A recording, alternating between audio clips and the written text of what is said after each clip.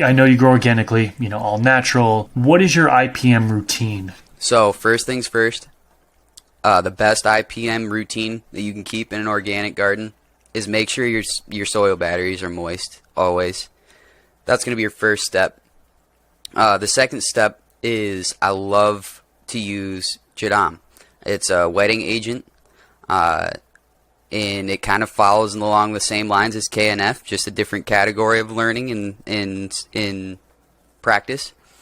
And it works so well as a disinfectant. It has a super widespread covering of the leaves.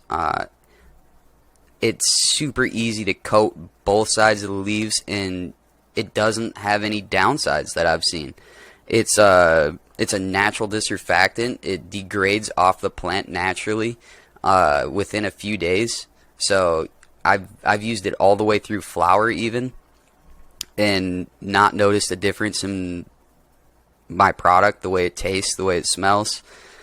And it's just generally a great idea to have around. If that's not enough, then I'll start adding neem seed oil and lavender to the Jadam, so that not only is it getting that awesome widespread coverage, but it has more insect repellent and management ingredients in it that are going to be more effective because of that spray. How often do you spray, and at what point in the day do you spray?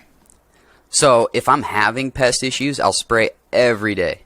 If I'm not having pest issues, I'll spray twice to 3 times a week, and more often in the veg. If I'm not spraying with Jadam, I'll just spray with just plain water in the veg.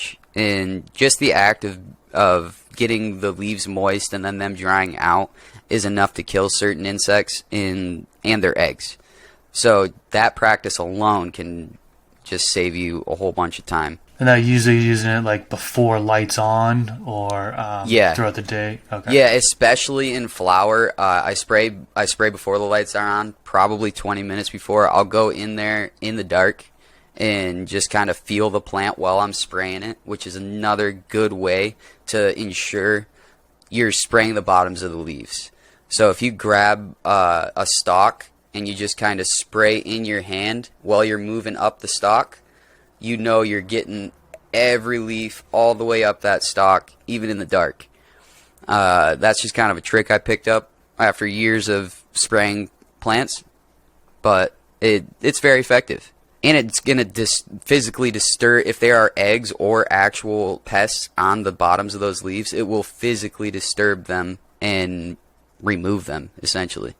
I think a lot of people will spray during veg. Sometimes it's once a week. I know you said every day you're spraying. And then you mentioned flowering as well. I know a lot of people will stop spraying in flowering because they don't want any of this on their buds or flowers at all. Do you spray in flower as well? I will, only the Jadam. Only the Jadam.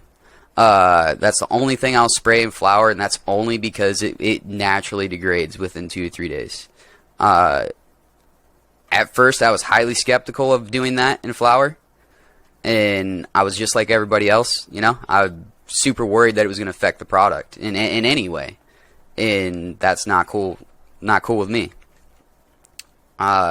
We gave it a shot on the last couple, and nothing bad happened. I mean, even if you have a pest issue during flower, and that's why we really wanted to try it. If you have a pest issue during flower, you don't have a lot of options. You can get some green lacewigs, you can get some predatory mites, there's like only a few things you can do without severely degrading your product. And I was hoping that could be one more thing we could add to our list to maybe save some plants in the future that were not as lucky. So are you only spraying in flower if you see an issue, or are you only if you I wasn't sure if you were still doing it as a preventative, every day spraying throughout flower or not. No, that'd be so much work, and it's not. If you're having that much of a problem, it's not a practical solution. And then I would have dropped the Jadam thing a while ago. But it is a good solution, and it's super duper cheap. It's super effective. We actually have a video on Green Goblin 510 showing you how to make it yourself. And it is available on the Green Goblin 510 website as well if you just want to give it a shot to see if it'd be worth it in your garden or worth it for you to make it.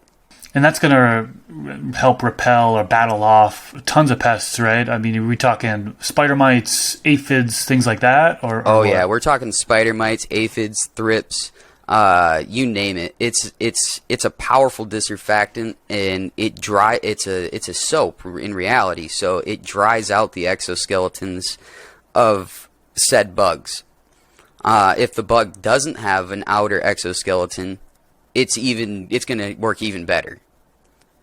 So it really doesn't have a downside, and if you use it as intended and you mix it as intended, you'll dilute it in your IPM regimen, you know.